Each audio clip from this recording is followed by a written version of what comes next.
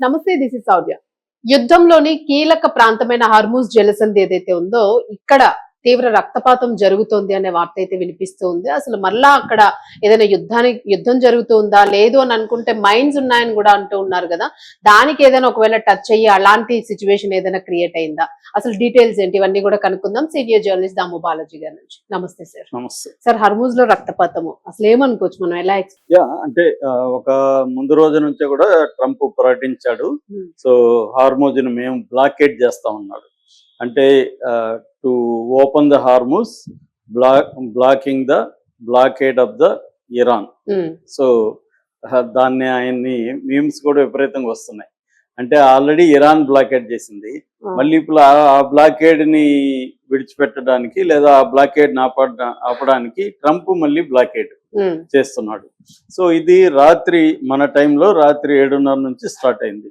Already దాదాపు 50 షిప్పుల వరకు అక్కడ దిగాయి. అలాగే హెలికాప్టర్లు, అలాగే ఫైటర్ క్రాఫ్ట్లు, F-13, F-18 ఇలాంటి ఫైటర్ క్రాఫ్ట్లు, తర్వాత సబ్మెరైన్స్, తర్వాత బేసెస్ లో కూడా ఫుల్గా నిండిపోయాయి మొత్తం.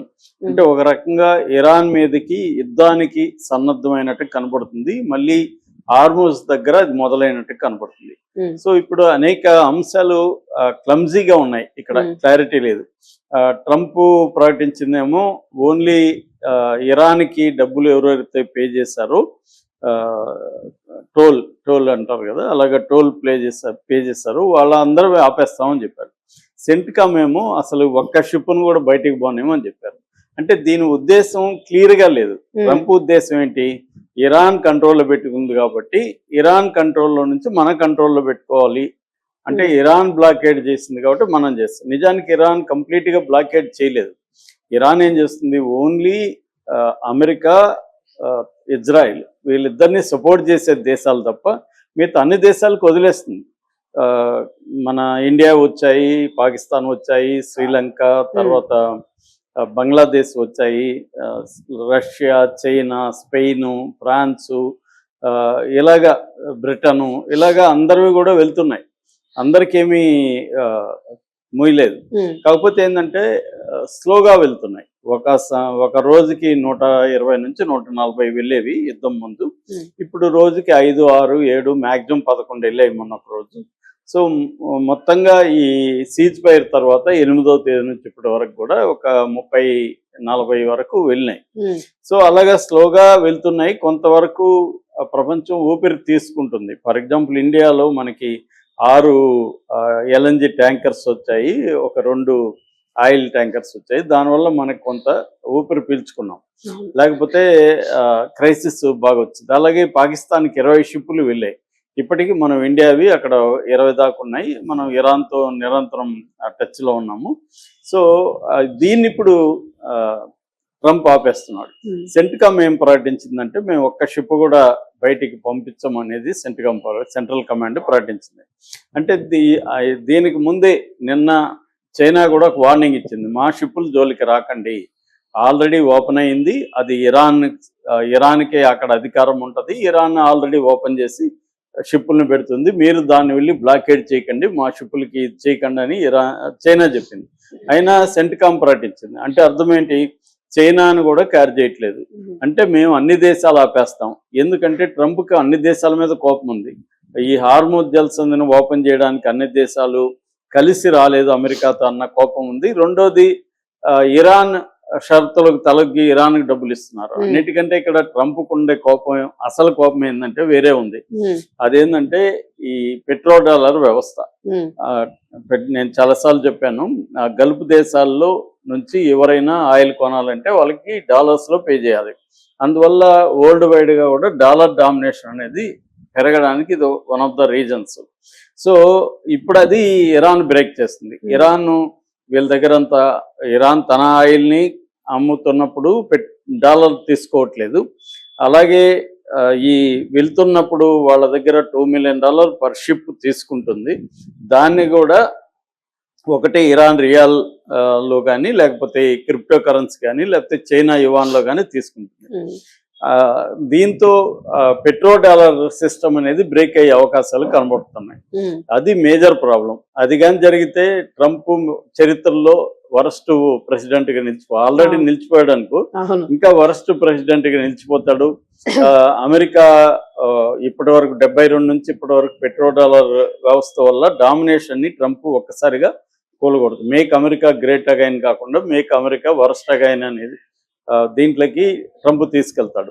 ఇది అతనికి ఇప్పుడు భయం ఉంది. అతనికి ఏం చేయాలో తోచట్లేదు. ఒక పక్కేమో చర్చలు ఫెయిల్ అయినాయని అమెరికా డిక్లేర్ చేయట్లేదు. చర్చలు ఫెయిల్ అయినాయి, మళ్ళీ మేము యుద్ధానికి వెళ్తామని చెప్పట్లేదు. ఇరాన్ కూడా చెప్పట్లేదు చర్చలు ఫెయిల్ అయిపోయినాయి, కంప్లీట్ గా ఆగిపోయింది అని ఎవరు చెప్పట్లేదు. ప్రస్తుతం జరిగిన దాంట్లో ఒక స్టేల్ మేట్ అంటే ఒక ప్రతిష్టంభన ఏర్పడింది. ఇది మామూలు చర్చలు ఎప్పుడైనా కూడా సడన్ ఒక రోజు పోయి అన్ని సమస్యలు పరిష్కారం అయిపోయి ఎవరి దారిని వాళ్ళు పోయే పరిస్థితి ఉండదు. జియో పాలిటిక్స్ లో చాలా విషయాలు చాలా సుదీర్ఘ కాలం పాటు చర్చలు జరుగుతూ ఉంటాయి. అదే దాన్ని డిప్లొమసీ అంటారు. అంటే మెయిన్ ఏంటంటే మెయిన్ కంటెన్షన్ ఉన్న విషయాలను పక్కన పెట్టి ఇద్దరికి తక్కువ ఇబ్బంది లేని అంశాలని అంటే కొంతవరకు ఆమోద కలిగే అంశాలను ముందుగా పరిష్కరించుకుంటారు.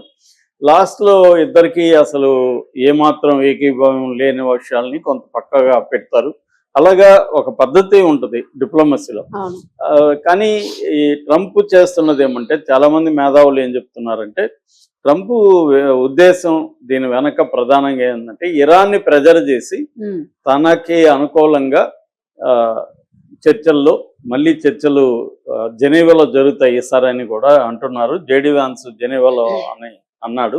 అంటే పాకిస్తాన్ పని అయిపోయింది, ఇంకా జెనీవాలో మొదలయ్యే అవకాశం ఉంది. ఎందుకంటే యుద్ధం రాకముందు కూడా జెనీవాలోనే చర్చలు జరిగాయి. సో అలాగా జెనీవాలో చర్చలు మళ్ళీ మొదలవుతాయి. కానీ ఇరాన్ని ప్రెజర్ చేయాలి అంటే అమెరికా చెప్పిన కంప్లీట్ డిమాండ్స్ ని ఒప్పుకునేట్టుగా ఇరాన్ ప్రెజర్ చేయాలి. ఈ ఇరాన్ ప్రెజర్ చేయాలంటే హార్మూజ్ మాత్రమే ఉంది. ఇప్పుడు మళ్ళీ ఇరాన్ మీదకి వెళ్తే మళ్ళీ మామూలు యుద్ధం అవుతుంది. దానివల్ల ఏమి ఉపయోగం లేదు. హార్మూజు ఎందుకంటే ఇరాన్ పెద్ద ఎత్తున తన ఆయిల్ని అమ్ముకునింది. తర్వాత ఒక షిప్కి ఎంతని ఇరాన్ బాగా డబ్బులు సంపాదించుకుంటుంది. ఆ డబ్బులు తీసుకెళ్లి మళ్ళీ పునర్నిర్మాణం ఆల్రెడీ నిన్న చూసే వీడియో ఒక రైల్వే బ్రిడ్జిని రిపేర్ చేసేసారు వేగంగా. అలాగా వాళ్ళు రికన్స్ట్రక్షన్ మొదలు పెట్టేశారు, పునర్నిర్మాణం అనేది మొదలు పెట్టేశారు. సో డబ్బులు ఉన్నాయి కాబట్టి దీన్ని కట్ చేయాలి అనేది ఒకటైతే, రెండు అన్ని ఇరాన్కి సపోర్ట్ చేస్తున్న రష్యా చైనాలతో సహా ఇండియా అన్ని దేశాలకు కట్ చేస్తే అన్ని దేశాలు ఇరాన్ మీద ప్రెజర్ చేస్తాయి అన్న ఇంకొక యాంగిల్. సో ఈ రెండు యాంగిల్ నుంచి అమెరికా ఈ నిర్ణయం తీసుకుందని చెప్తున్నారు. కానీ అమెరికాకి వ్యతిరేకత తీవ్రంగా వస్తుంది. ఈవెన్ ఇజ్రాయెల్ కూడా ఇంట్రెస్ట్ గా లేదు ఈ విషయంలో. ఎందుకంటే హార్మూజ్ని క్లోజ్ చేయడం వల్ల ఆల్రెడీ ఇరాన్ షిప్పులన్నీ కూడా సముద్రంలోకి వెళ్ళిపోయినాయి. ఇరాన్ది కొత్తగా తన దేశం నుంచి ఇప్పుడు ఆయిల్ ఇప్పటికిప్పుడేమీ పంపించాల్సిన స్టాక్ ఇరాన్ లో లేదు. వాళ్ళు ముందుగానే దాటిచ్చేశారు, మలేషియాకి అటుపక్కంతా దాటిచ్చేశారు. అది చైనాకి సప్లై వెళ్ళిపోతుంది. ఎందుకంటే ఇరాన్ నుంచి ఆయిల్ మాక్సిమం 80-90% చైనాకి వెళ్తుంది. మిగతా ఇండియాకి కూడా మనకి వచ్చింది మొన్న. సో ఇండియాకి చైనాకి అవి వెళ్ళిపోతాయి. కాబట్టి ఇరాన్కి ఇమ్మీడియట్ గా ఇబ్బంది ఏం లేదు. ఓన్లీ ఈ షిప్పుల్లో నుంచి వచ్చే రోజుకి 5-6 షిప్పుల్లో నుంచి వచ్చే అంటే రోజుకి 20 కోట్లు ఒక షిప్ రఫ్ వేసుకున్న ఒక 5 షిప్లో 100 కోట్ల వరకు మాత్రమే ఇరాన్కి లాస్ తప్ప అంతకంటే పెద్ద లాస్ ఇరాన్కి ఏం లేదు. కానీ దీనివల్ల ఇతర దేశాలకి పెద్ద ఎత్తున నష్టం జరుగుతుంది. సో దానివల్ల ఇప్పుడు అది మొదలవుతుంది. రెండోది ఇరాన్ కూడా గమ్ముని చూస్తూ ఊరుకోదు. ఇరాన్ ఆల్రెడీ హెచ్చరించింది. ఇరాన్ IRGC ప్రకటన ఇచ్చారు. అదేంటంటే మా జలాల దగ్గరికి మేము వస్తే మేము చుట్టూ ఉన్న పోర్టుల మిడిల్ ఈస్ట్ లో ఉన్న ఏ పోర్టు కూడా సేఫ్ కాదు, అన్ని పోర్టుల మీద మేము అటాక్ చేస్తామని ఇరాన్ చెప్తుంది.